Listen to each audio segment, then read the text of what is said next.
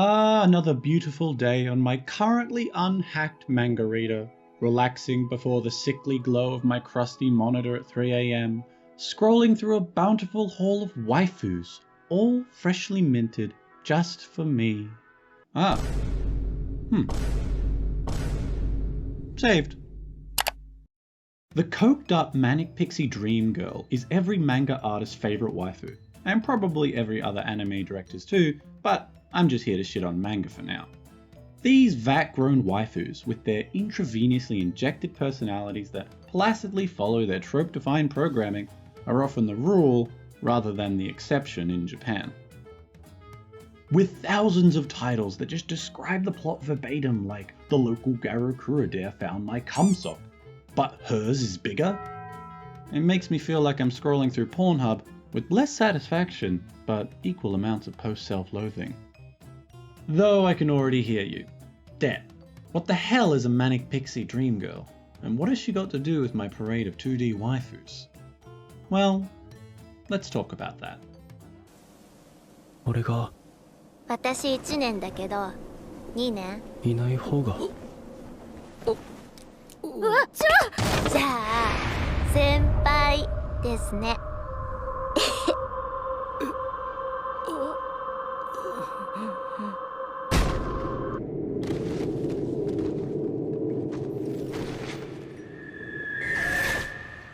The waifus. Trusted you. I thought I could too. So why in bloody hell? Is my waifu Nagatoro and Marin there? Okay. Stop typing angrily and just listen for a second. Just because a character is a manic pixie doesn't necessarily mean she's bad. It just means she's a poorly written sex muppet designed to attract doujin artists. Like furries and petting zoos. Anyway, the Manic Pixie Dream Girl is the hyper-energetic mind waifu of VTuber subscribers and writers alike. I'm hungry! These red cordial sculling girls enter the life of our main character, a typically loveless, socially isolated, and somewhat pathetic creature. Then, as unreasonable as it seems, they fall for him. It's a simple type of wish fulfillment embodied in a character, which, as any self-respecting and deprecating weeaboo, I entirely understand and appreciate. Our coked-up waifu can fall into a bunch of different roles within the story, but at its core she's acting as the catalyst for change in our typically male character's life. Now the term is pretty new, being coined by some random film critic back in 2005 to describe what he saw as the fevered imagination of sensitive writer-directors. But, like most things, Japan takes it a step further than the West, turning a character trope into a genre onto itself.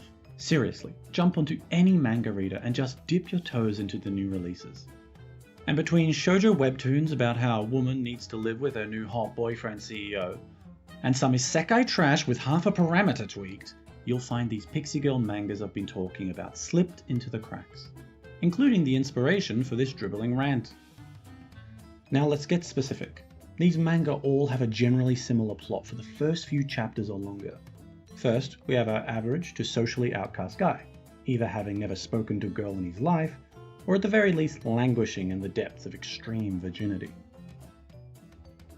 Of course, that alone isn't new to manga at all. It's an easy starting point for any wish fulfillment self-insert regardless of plot, or, if we're being charitable, a blank slate to build character upon through events. What sets apart this manga is really the pixie in combination with the extremely light plot that serves to link a series of unrealistic romantic experiences. A crack cocaine for any lonely guy at 3 AM. Why isn't it possible? It's just not. Why not, you stupid bastard? I would consider the Manic Pixie Dream Girl setting almost akin to an isekai. A basic setup that could be built off. The plug-and-play personality trope of the girls, modified by some setting or character quirk.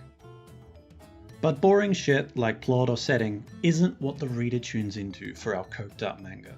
We have to focus on what's important. The girls.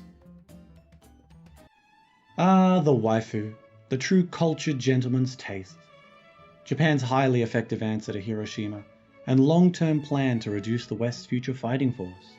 But first, let me address an issue about this topic that might derail me, and one I am really not sure how to treat.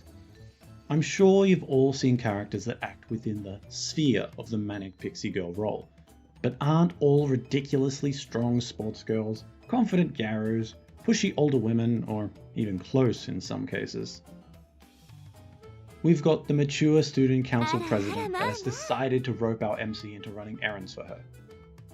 Then we've got the troublesome delinquent girl who secretly needs help on her tests and grabs our hapless window sitter in lieu of a book. Or the ever desirable airhead who probably has autism and noticed the MC had a train on his shirt or something. Now, through a handy bit of plot contrivance, they all end up cradling our male MC, dragging him out of his dull, boring life. And that's the key for me. While these characters are clearly different personality-wise from our standard pixies, they're functionally doing the same thing. Now, is a Manic Pixie defined by their role alone? Should I factor in complexity of plot or character? Is there some gated threshold of quality where they're no longer considered one? Because hell if I know, and I've used up most of my brain cells thinking this far already. So I'll just let you guys tell me in the comments and download your opinions into my cortex. Regardless, it's certain that the key component in any Manic Pixie is the ability to drag the self-insert skin suit into a world of love and attention, sidestepping all that messy stuff like character development or thinking. Now back to the manga that has turned our little pixie friend into its entire core concept. The scope of these plotless hellscapes never go beyond titillation and just basic wish fulfillment, turning being forgettable into a literal art form.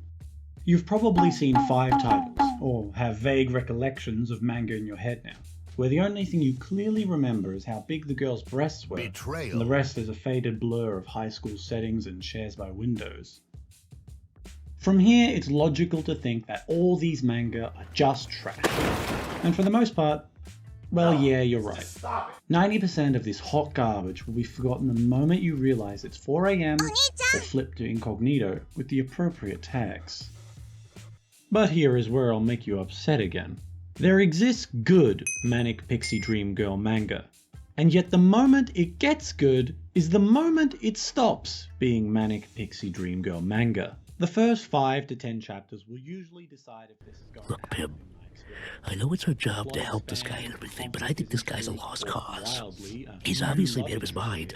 Why don't we just cut our losses and get out of here? To create pointless drama. Though in some cases, the author ruins my experience of the story by acting like this new girl actually stands a chance, and slowly crushes my spirit as the Hindenburg of a ship unfolds. Though in any case, the story has evolved. It has matured, though perhaps mutated is the more appropriate term for some. Now, Manic Pixie Dream Girl manga has a lot of similarities to each other, particularly in the early stage where trying to find them again is just a list of character traits thrown into a Google search. Normally they'll have a healthy amount of cock tease, but that's par of the course for manga. Though, putting aside ass, tits, and the copy-paste story, its wildly unrealistic portrayal of romance really ices the cake for our coked-up dream girls. Though, to be fair, most manga is unrealistic in the sense that the MC would ever get a girlfriend. Or boyfriend, we don't judge here. But the contrivances of girls finding the plain MC attractive in these plotless hellscapes of lust and wishful thinking are wild. At the very least, while Shinji isn't unlikable, when he gets into a giant robot to fight for you and take on the world, hey, I could see a girl having some mildly positive feelings towards this otherwise below average twink. Hell, just the idea of doing something impressive can work. Real romance doesn't need complex, weighty reasons, but having a reason here adds to the sense of realism. Even harem main characters usually have some nice guy kindness that goes some way to justifying their invasive attraction aura. Now, I wanted to do a deeper history on this, to know where these cheap manga came from, to pinpoint who first discovered, then boiled down the strategy to a fine art. Just like some would point to Gundam or Mighty Atom for a history of mecha and robots in anime. But unfortunately, my research skills are limited despite my best efforts. In conclusion, having incoherently vomited out my thoughts on this sea of amazingly designed waifus trapped in dogshit plots with soggy cardboard cutouts in place of personalities, I'm here to say, fuck me, I cannot stop reading this trash. I'm serious. You might have just listened to me rant about this for the last 10 minutes, but I'm honest to God delaying real good shit for these coked up waifus because they activate my fucking almonds. Vinland Saga? Sorry mate, don't have the time. Gonna have to slowboat you between reading horny manga waifu with big tits variant 5. My new sister is a garu and she's also my sex ed teacher. But how did I come to be like this? Well, people often find easy ways to justify their beliefs, and willful ignorance of uncomfortable facts is part of that. But faced with the reality of my own actions, I must look inward, and I find myself unable to escape judgment. The truth is, I was the trash from the start.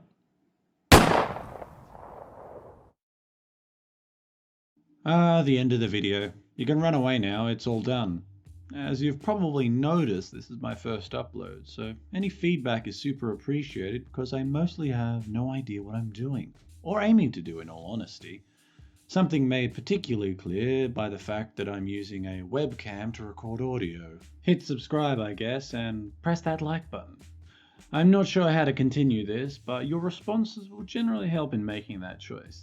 Be sure to leave a 10-paragraph essay telling me how stupid I am, or else share what soul-sucking pixie girl has directed your incognito tag searches in recent history.